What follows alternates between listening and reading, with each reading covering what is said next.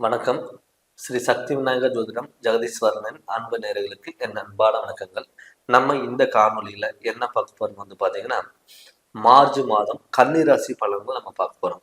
பொதுவாகவே கன்னி ராசிக்காரங்க ஒரு கண்ணியமான பேச்சோட இருப்பாங்க. எப்பவுமே ஒரு கன்னி ராசியோட அதிபதி பார்த்தீங்கன்னா புதன் பார்த்தீங்கன்னா ஒரு பேச்சு திறமை ஆற்றல், ஒரு ஞானக்காரகன், ஒரு தெளிவான முடிவு எடுக்கக்கூடியவங்க, ஒரு எந்த ஒரு விஷயமா இருந்தாலும் யோசிச்சு பண்ணக்கூடிய ஒரு தன்மை, யாரு நல்லவங்க யாரு கெட்டவங்க அப்படின்னு சொல்லிட்டு அவங்க மைண்டுக்குள்ளேயே ஒரு கால்குலேஷன் போடக்கூடிய ஒரு தன்மை இருக்கும். அது மட்டும் இல்லாம எல்லாத்தையும் ஈர்க்கக்கூடிய தன்மையும் அவங்க கிட்ட இருக்கும். அப்படி இருக்கும்போது இப்ப இந்த மார்ச் மாதத்துல அவங்களுக்கு எப்படி இருக்க போகுது, அதனால என்னென்ன மாற்றங்கள் வரப்போகுது நம்ம பார்க்க போறோம். எப்பவுமே பாத்தீங்கன்னா ராசிநாதன் புதன். இப்ப புதன் பாத்துட்டீங்கன்னா கும்ப ராசியில இருக்குங்க. அப்படி சனியோட சாரத்துல இருக்கும்போது பாத்தீங்கன்னா கிட்டத்தட்ட ஒரு இந்த மாதத்துல நல்ல முக்கிய முடிவுகள் எடுக்கக்கூடிய ஒரு வாய்ப்புகள் இருக்கு. இதே ஒரு 2-3 மாதத்துல முன்னாடி பாத்தீங்கன்னா எது எடுத்தாலும் தடங்கள், குழப்பங்கள், தடுமாற்றங்கள், பிரச்சனைகள், நம்ம பண்ணக்கூடிய விஷயங்கள் ரைட்டா தப்பா அப்படின்னு கூட உங்களால யோசிக்கக்கூடிய ஒரு தன்மை இல்லாம போயிருக்கும்.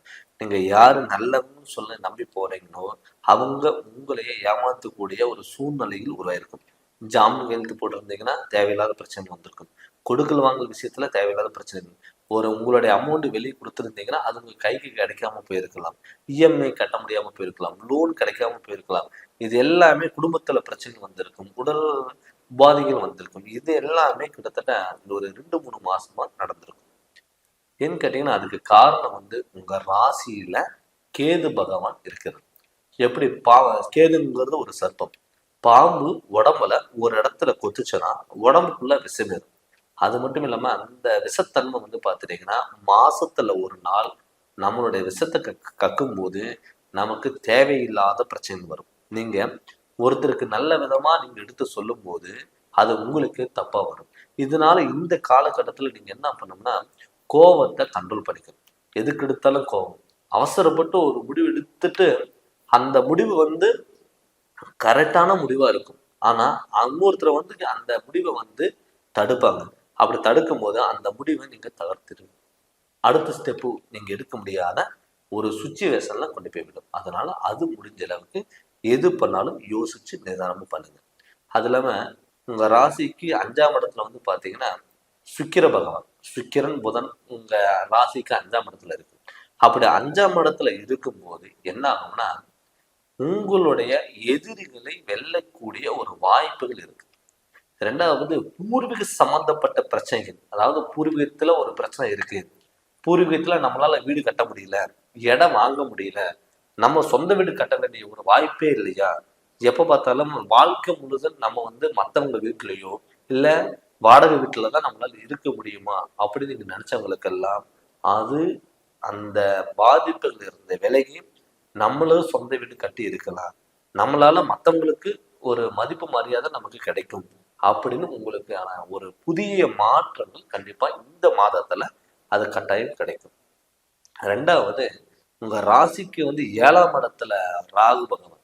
அப்படி 7ஆம் இடத்துல ராகு பகவானும் 6ஆம் இடத்துல சனி பகவான் இருக்கும்போது என்ன ஆகும்னா எப்பவுமே உங்ககிட்ட பார்த்துட்டீங்கன்னா எதிரிகள் சூழ்ந்தே இருப்பாங்க. அதாவது என்னன்னா உங்ககிட்ட நல்ல விதமா வேலை கத்துக்குவாங்க, உங்ககிட்ட நல்ல விதமா பழகிக்குவாங்க, உங்ககிட்ட பழகிட்டு உங்க சாப்பாடு சாப்பிட்டுட்டு பின்னாடி போய் உங்களை பத்தி குறை சொல்லுவாங்க. சில டயத்துல பாத்தீங்கன்னா யாரு நீங்க நல்லவங்க சொல்லி நீங்க நம்புறீங்களோ அவங்க உங்களை ஏமாத்தக்கூடிய ஒரு சூழ்நிலை உருவாகும். ஏன்னு கேட்டீங்கன்னா உங்க ராசிக்கு 6ஆம் இடத்துல சனி பகவான். சனி பகவான் பாத்தீங்கன்னா உங்களுக்கு பாத்தீங்கன்னா கெடுதல் பண்ண மாட்டாரு, ஒரு அனுபவத்தை கருத்து கொடுப்பாரு. யாரு நல்லவங்க யாரு கெட்டவங்க அப்படின்னு ஒரு அடையாளம் காமிக்கக்கூடிய ஒரு கிரகம் எதுனா சனி பகவான். அது இல்லாம உங்க ராசிக்கு 7ஆம் இடத்துல ராகு பகவான். அப்படி ராகு பகவான் இருக்கும்போது இந்த வயிறு சம்பந்தப்பட்ட பிரச்சனைகள் வரலாம்.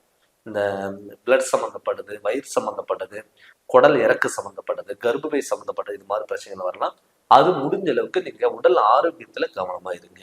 ரெண்டாவது அதே இல்லாம கலஸ்தரக்காரங்க 7ஆம் இடத்துல ராகு பகவான் இருக்கும்போது கணவன் மனைவிக்குள்ள விட்டு கொடுத்துட்டு போறது நல்லது. ஏன்னு கேட்டீங்கன்னா கணவன் ஏதோ சொன்னாங்கன்னா மனைவிக்கு சடனா கோவம் வரும், அவங்க எதுவும் சொன்னாங்கன்னா நமக்கு சடனா கோவம் வரும். இது மாதிரி பாத்துட்டீங்கன்னா ஒரு விஷயம் மத்தவங்க நல்ல விதமா எடுத்து சொன்னா கூட நமக்கு தப்பா முடியும். ஏன்னு கேட்டீங்கன்னா உங்க ராசியில கேது பகவான் இருக்கும்போது பல குழப்பத்தை உண்டு பண்ணிடும். அப்படி இருக்குமா, இப்படி இருக்குமா, அது மாதிரி இருக்குமா, இது மாதிரி இருக்குமா அவங்கள நம்பலாமா, இவங்கள நம்பலாமா, அங்க போகலாமா, இங்க போகலாமா அப்படிங்கிற ஒரு தடுமாற்றங்களே உங்களுக்குள்ள இருக்கும். அதனால கணவன் மனைவிக்குள்ள விட்டு கொடுத்துட்டு போறது ரொம்ப ரொம்ப நல்லது. ஆனா 8ஆம் இடத்துல குரு பகவான் இருக்கிறதுனால ஒரு தனி சிறப்பு இருக்கு. ஏன்னு கேட்டீங்கன்னா, உடல் ரோகத்திலேயோ இல்ல கணவன் மனைவிக்குள்ள கருத்து வேறுபாடுகள் வந்திருந்தாலும், பிரிஞ்சு இருந்தாலும் அது ஒண்ணு சேர்றதற்கான வாய்ப்புகள் இருக்கு. அதாவது நீங்க கோபத்தில் எடுக்கிற முடிவும், அவசரப்பட்டு பேசுற வார்த்தைகளும் சில டயத்துல பார்த்துட்டீங்கன்னா உங்களுக்கு வினையா மாறலாம்.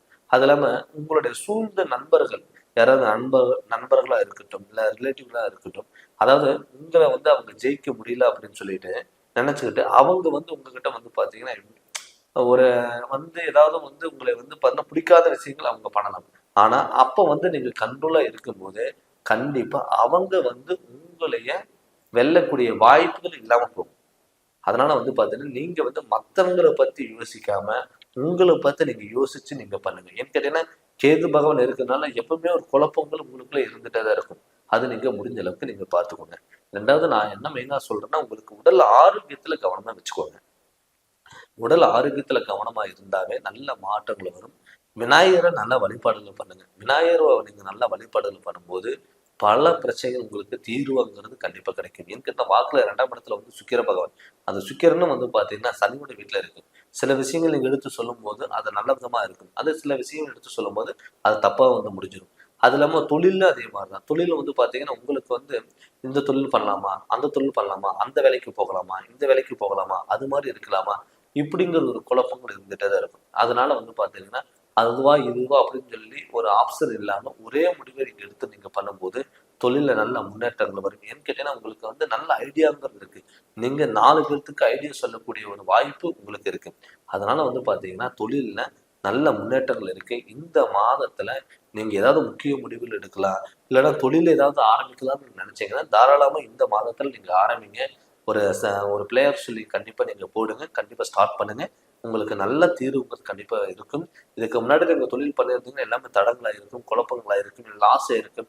ஏன்டா நம்ம தொழில் பண்ணோம், எல்லாமே நம்ம விட்டுட்டு போயிடலாம், இல்ல மறுபடியும் ஏதாவது தொழில் ஆரம்பிச்சு நமக்கு தடங்களாகுமா, அந்த பயம் எல்லாம் உங்களுக்கு இருக்கலாம். அது எல்லாமே விலகி உங்களுக்கு நல்ல வாய்ப்புகள் இருக்குங்க. கண்டிப்பா நீங்க பயன்படுத்திக்கோங்க. அதே மாதிரி உங்க குடும்ப வாழ்க்கையில நல்லா இருக்கு. குழந்தை பாக்கியம் இல்லாதவங்களுக்கு கட்டாயம் குழந்தை பாக்கியங்கிறது கண்டிப்பா கிடைக்கக்கூடிய ஒரு வாய்ப்பு இருக்கு. அதனால முடிஞ்ச அளவுக்கு நீங்க பாத்துட்டீங்கன்னா உங்க மேல நீங்க நம்பிக்கை வச்சு நீங்க இறங்கி பண்ணுங்க. கண்டிப்பா உங்களுக்கு நடக்கும். மத்தவங்களை சார்ந்து நீங்க எதுவும் பண்ணாதீங்க. இப்ப நம்ம என்னதான் கோச்சார படிக்கிறோம்ல படி நம்ம பார்த்தாலும் நம்மளோட சுயஜாதகத்துல நடக்கக்கூடிய திசாபுதிகள் எப்படி இருக்கு, நமக்கு யோக பலன் இருக்கு, அந்த யோக பலன் எப்போ வரும், நம்ம பயன்படுத்த முடியாம போயிருச்சா அப்படின்னு சொல்லிட்டு உங்களுடைய ஜாதகத்தை நீங்க பார்த்து நீங்க தெரிஞ்சுக்கோங்க. நீங்க ஜாதகம் பார்க்கணும்னு சொல்லி விருப்பப்பட்டீங்கன்னா கீழே வர வாட்ஸ்அப் நம்பருக்கு உங்களுடைய ஜாதகம் அனுப்பி விட்டுட்டு ஃபோன் பண்ணி கன்சல்ட் பண்ணுங்க. கண்டிப்பா உங்களுக்கு நல்ல விளக்கங்கிறது தரேங்க. இந்த சேனல் நீங்க ஃபர்ஸ்ட் டைம் பார்க்குற மாதிரி தான் சப்ஸ்கிரைப் பண்ணுங்க, பெல் பட்டனை டச் பண்ணுங்க, உங்க நண்பர்களுக்கு ஷேர் பண்ணுங்க. நன்றி, வணக்கம்.